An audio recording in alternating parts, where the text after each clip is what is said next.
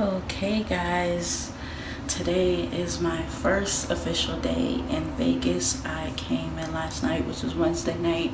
I was really exhausted.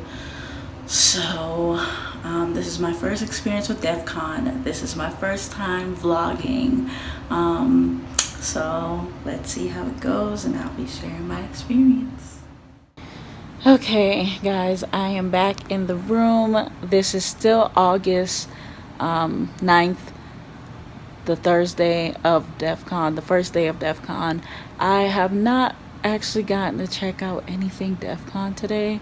Everything cranks up tomorrow, I'm guessing. There's probably a few one-on-one talks today. Tomorrow I'll be volunteering at the Recon Village, but today basically I just registered for Defcon.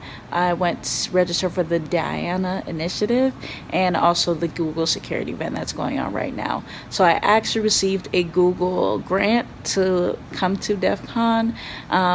It is an awesome grant, awesome opportunity. If you guys ever want to check out a security conference, check the Google Grants scholarships. You can just Google it. Google Grants. But they have different security conferences that go on throughout the year, and they offer scholarships. It's a $500 towards reimbursement, and they also pay for your registration. So it's pretty great. For the most part, I need to stop saying but yeah, I am really exhausted. I've been footing it everywhere. Vegas heat is so hot, and I'm just really trying to stay hydrated here. This is day 2 of Defcon. Friday, August 10th, I believe, and this is my first video log of the day. I am extremely tired. I checked out the keynote speaker, Kirsten, for the Diana Initiative, and it was really amazing. Her keynote talk was so good, guys. Follow her on Twitter if you don't already, and purchase her book, because if you went to the keynote, her book is everything that the keynote was. So I really enjoyed that. The Diana Initiative period is such a great conference. I enjoyed it. I loved it. I checked out a few panels, popped into the headshots. They were doing free headshots, so it was a really good experience. I volunteered at the Recon Village today. Met a few people. It was really good. I volunteered just so it forces me to network and talk with people. So far so good. It's been really good. And tomorrow I'll be checking out more of the one-on-one talks. Later today I'll be checking out an event with Wisp and HackerOne to do a CTF, so I'm really excited about that. But so far so good. My interactions have been really good, really cool people, and I'm enjoying the Defcon experience minus the heat. Your girl is tired, my feet hurts, but what's new? Welcome to Vegas. And that's really about it. Excited for later. Hopefully I'll vlog and let you know how the CTF went. And tomorrow is another day. Okay, I'm back with the last part of the video log. So I was really tired when it came to Saturday and Sunday, so I did not get any time to video log on those exact days. If you guys are wondering why I did not film in the actual venue for Caesars for Defcon, it's because of privacy reasons. You don't know who's there, you don't know what people's personal situation is, and out of respect for people's privacy, you don't want to catch them on camera or whatever. So to avoid any issues, I just did not filming there. And actually the photographers in there asked permission to take people's pictures before they even snap a picture of them. So for privacy reasons, I did not film in there. I did take a little video, but I didn't want to have to worry about blurring people's faces out. When it came to the Diana Initiative, they actually have pictures, or not pictures, they have actual posts up that says no flash photography, no video, or anything. The Diana Initiative themselves, I believe, also did not record any of their sessions, so I'm not sure what the reasoning is for that, but I guess it's to maintain the integrity of their conference. But I also did not record anything there or do any type of photography out of respect for their wishes. So that's why a lot of my video was me back in the hotel room after my experiences. So now I'm gonna go into a little bit more detail about each of the conferences. The first one that I told you about, the first one is the Diana Initiative. So the Diana Initiative is about women in security, the women that's in security. It was a awesome conference. They had some really good content. I enjoyed it. As I said previously, they were at capacity, so they actually had to turn away a lot of people, but they had some really good content. It was really cool. So I have the badge here, and this is what the badge actually looks like. So it's reflective, so you can see me recording here, but this is what it looks like, and it comes on this lanyard with the tiara on it. So the Diana Initiative, they had some really good talks. I went to go check out the keynote. Kirsten, that's where she did her keynote at on Friday. It was really good. If you guys do not have her book, like I said, definitely purchase it. It will definitely change your life. But overall, it was a really great conference. It's free. You register before. That's how I was able to check it out. I actually registered for the conference before, so I didn't have to worry about being turned away. It was only negative I have to say about the Diana Initiative is they had really small space, and I believe they deserve way much more space than they had, but they made it work for them. It was really good content, and I will definitely be going back next year. I also got a free headshot from the Diana Initiative also, so it was definitely cool. And while I was there, you guys hear me ruffling stuff, they actually gave me a Raspberry Pi. So I'm really excited about this. I've been meaning to learn Python because I would like to do a project. So this gives me all the reason to work on the Raspberry Pi. So that was really about it for the Diana Initiative. I don't have anything else to say other than it was some great content. They had some awesome women do talks there. You guys can go to the site, check it out, see what kind of sessions they had, but it was awesome. So the next one, the other conference I checked out clearly that we're talking about is Defcon, and this is what the Defcon badge actually looks like. So let me see if I can get a closer up for you guys out of my face, but this is the badge. It lights up, it has batteries. The batteries are obviously dead now, and then this is the lantern that comes with it. So as you see right here, these are adapters. So the conference goers, they got this badge. Speakers got a different color badge. Vendors got a different color badge. Sponsors got a different color badge. And the goons had a different color badge. So what you were supposed to do is when you got your badge, say you ran into a speaker, you use this connector to connect with, hook your badge up to their badge, and you actually use these right here. It's like a game console. So you tap on these, and then the colors would change. So your ultimate goal was to get this to be all green.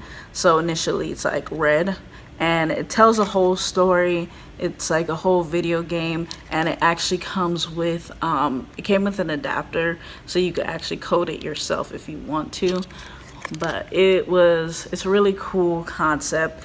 This thing is really heavy on your neck also, and but it's pretty cool. It's pretty cool. The only issue that I know people ran into was that people that were putting in the batteries wrong, if they put in the batteries wrong, it caused like some like battery leakage or something, or it caused like the board to mess up. Don't know. But other than that, I had no issues. The Defcon was really good. Like I said, there was lots of people there. One comment I did see that was that I heard often was there were more women at Defcon this year than there were any other years, and I think that's also a part. One of the reasons is because of women in security and privacy. They sent 57 women to Defcon, which was amazing. And I met a few of the women that actually were recipients of that grant, or received that opportunity, I should say. So that's one comment that definitely sticked out the most. But for the most part, they had chill out areas, a lot of one-on-one talks. Like I said, they were streaming that also in some of the hotel rooms like Bally's Paris already, and to Caesars. They had these Sky Talks. I missed Sky Talks, but it's definitely on my list next year to check out these Sky Talks. And let me see, I can't think of anything else I want to say, but other than that, they had a lot of villages, carjacking villages. I did not check a carjacking village, but I checked out the Wall of Sheep. That's where they do the that's the packet analysis village, if I'm correct. That one was pretty cool. You can see if they captured any packets, so they put it up on a wall showing like, the username and what service it was, whether it was like, IMAP, POP, or HTTPS, whatever it was. But that was really cool to see. I told you guys I volunteered at the Recon Village. The Recon Village was about like OSINT. So they had some really cool talks there also. And really cool people at the Recon Village that I volunteered at.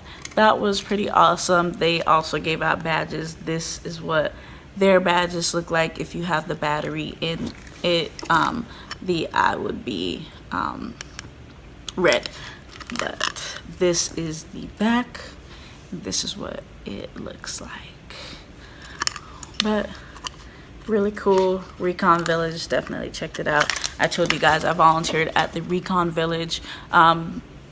They were asking for volunteers, and I was kind of interested. I am interested in OSINT also, and it was a way to force myself to network with other people. So that's the main reason why I did it. I also received a cup from the Diana Initiative. It's really cute. It says the Diana Initiative 2018 on it. Just like it reminds me of Tiffany & Co. And it comes with a lid actually also. So it was really cute. I really appreciate it. I love it. Very cute item. So I mentioned it before that I've received a Google grant to go to Defcon. I'm going to include the link below, but for any, I forgot what the requirements are, but I believe it's for like women and minorities, people of color.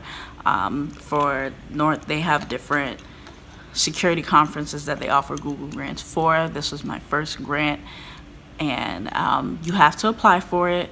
You put in your application by the deadline. They let you know if you got it or if you didn't, and it's pretty much that simple. They reimburse you up to $500, and they pay your registration for the conference. So it's pretty cool. If you ever want the opportunity to check out a conference, a security conference, check out the Google grant, travel grant option, and see if they offer a travel grant. So the first day, Thursday, Google offered like their Google Lounge, and they had like a birds of a feather talk where like the Android security team came around and gave a talk. Their privacy team came around and gave a talk. They actually have one-on-one mentoring sessions, so you can actually talk to people that worked at Google, so you can find out more insight, or if you ever wanted to work for Google. This is the Google badge right here. So it's like a poker chip. It lights up. The battery's dead now, but really cool. And obviously a name tag for my name. And this is what the lanyard looks like. So their lounge was pretty cool. Their birds of a feather was really good. They have it was just a full day of events. It ended at like 5, I believe, and that happened on Thursday, August 9th. They also gave away Google keys, which is pretty awesome. I'm not too sure if you guys read a recent security article that Google's managed to protect their company by using the security keys. So I haven't set mine up yet. I am going to, but I thought it was a really cool present. It's technically a YubiKey, so it's really cool. The lounge was pretty cool. Google's pretty chill. I have nothing negative to say. It was a good experience for sure. While also in Vegas, I signed up to check out a Women in Security and Privacy. They teamed up with HackerOne, and they had like a little CTF going on. So it was pretty cool. For me, I overthink the CTF, so it really didn't go that great for me. They gave away they had these cool merchandise that they gave away. So HackerOne, they had some cool swag. I managed to get a pair of slides. They say HackerOne on them. Not sure if this translates out, but I've never seen slides like this before, so kudos to HackerOne for the free slides. But it was really cool. The only thing I didn't like about that event was it was on the rooftop near the pool. Yeah, not too sure who would want their laptop that close to the pool. And also, Vegas heat is something else. Even at nighttime, it's like still 500 degrees. So it got really hot out there, but other than that, it was a cool experience. I learned some new techniques, and they were actually giving away monetary prizes. So they gave away $500 in prizes. It was cool. I will definitely check it out again. So my overall experience at Defcon was amazing. I am a firm believer of all your experiences, whatever you make it. So when I first was going out to Defcon, I heard a lot of like negative connotations about, all the negative stuff that happens there, especially to women.